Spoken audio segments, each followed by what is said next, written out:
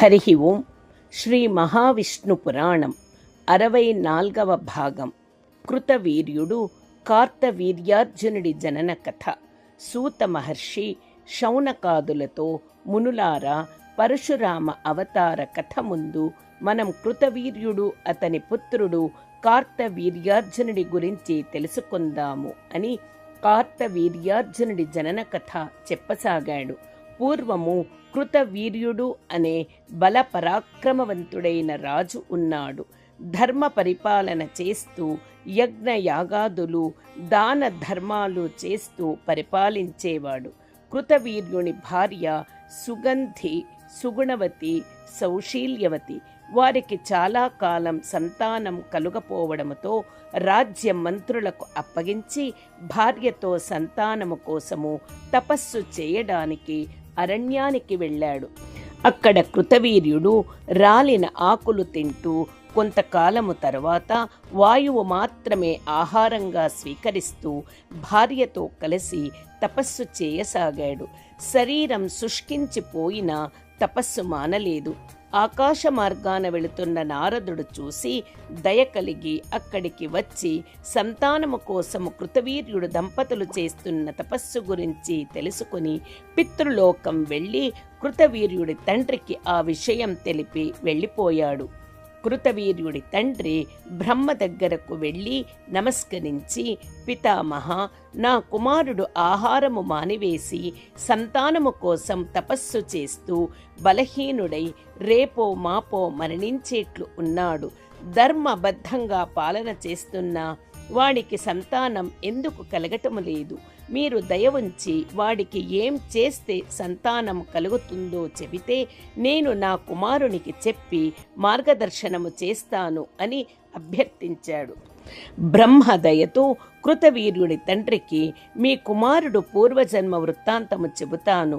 నీ రాజధానిలో సాముడు అనే కిరాతకుడు ఉండేవాడు. దుర్మార్గుడు, క్రూరుడైన అతడు దొంగతనము చేయడానికి ఎవరు అడ్డము వచ్చినా చంపేసి దోచుకునేవాడు. ఒకసారి ధనం అధికంగా దొరుకుతుంది అన్న సమాచారముతో సత్పురుషులైన 12 మంది బ్రాహ్మణులను చంపి వారి ధనము, సంపదలు దోచుకొని రాత్రికి ఇంటికి చేరాడు. ఆ రోజు మాఘ బహుళ చవితి.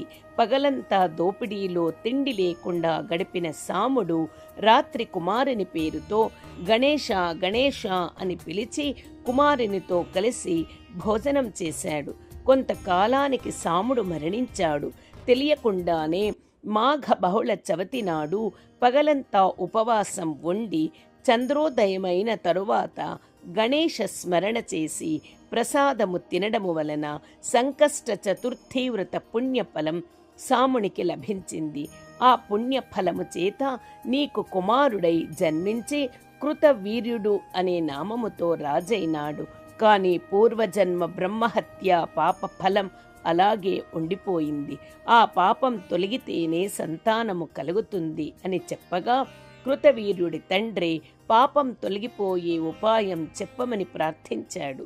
దానికి బ్రహ్మ, నీ కుమారుడు అనఘాష్టమి వ్రతము నియమ నిష్ఠలతో శ్రద్ధాభక్తులతో చేస్తే బ్రహ్మహత్య పాతకము నుండి విముక్తి పొందుతాడు, సంతానం పొందుతాడు, అశ్వమేధయాగము చేసిన ఫలము కూడా లభిస్తుంది అని చెప్పాడు.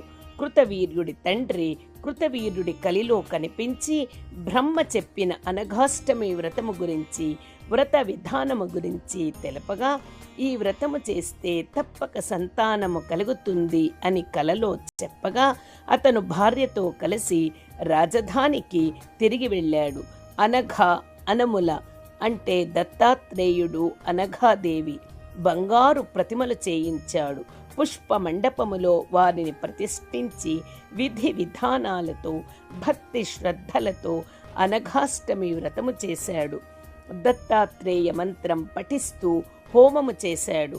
బ్రాహ్మణులకు అన్న సమారాధన చేసి దక్షిణలతో సంతృప్తిపరిచాడు. దంపతులిరువురు సంతాన ప్రాప్తికై బ్రాహ్మణుల ఆశీస్సులు పొందారు. కొంతకాలానికి కృతవీర్యుని భార్య గర్భవతి అయి 9 మాసాలు ముగిసిన తరువాత కుమారుని కన్నది. ఆ కుమారుడు సుందరమైన ముఖము, చక్కని ముక్కు, నేత్రములు కలిగిన, కాళ్ళు చేతులు లేకుండా జన్మించాడు. చేతులు లేని భుజాలు, కాళ్ళు లేని తొడలు గల శరీరముతో ఉన్న కుమారుని చూసి తల్లి దుఃఖించింది. కృతవీరునికి తెలిసి అక్కడకు వచ్చి కాళ్ళు చేతులు లేని కుమారుని చూసి బాధపడ్డాడు.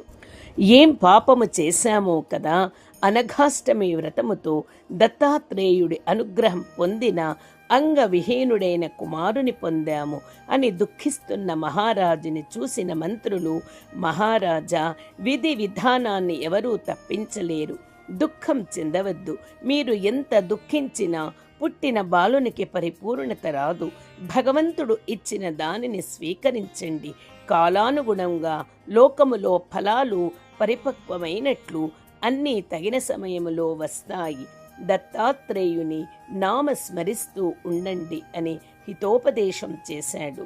కృతవీర్యుడు తేరుకొని బ్రాహ్మణులను పిలిచి పిల్లవానికి పుణ్యాహవచనం, జాతకర్మలు చేయించాడు, దాన ధర్మాలు చేశాడు. బాలునికి కార్తవీర్యుడు అనే నామకరణము చేసి పెంచసాగారు. హరి ఓం తత్సత్. శ్రీకృష్ణార్పణమస్తు.